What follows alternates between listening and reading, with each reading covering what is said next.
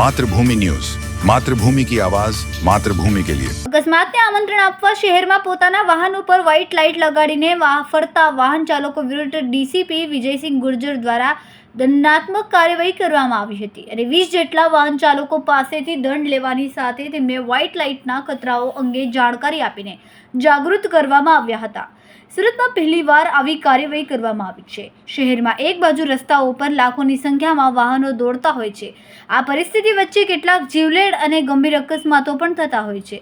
આ અકસ્માતોને ઘટાડવાના હેતુથી અને વાહન ચાલકોમાં ટ્રાફિક નિયમો પ્રત્યે અવેરનેસ લાવવા એક બાજુ પોલીસ દ્વારા કાર્યવાહી કરવાની સાથોસાથ અવેરનેસ માટે જુદા જુદા કાર્યક્રમો પણ કરવામાં આવી રહ્યા છે। ડીસીપી ઝોન 4 વિજયસિંહ ગુર્જર અને તેમની ટીમ દ્વારા વાહનોમાં અલગથી લગાવવામાં આવતી વ્હાઇટ લાઇટ પ્રોજેક્ટ લાઇટવાળા વાહન ચાલકો સામે કાર્યવાહી કરવામાં આવી હતી।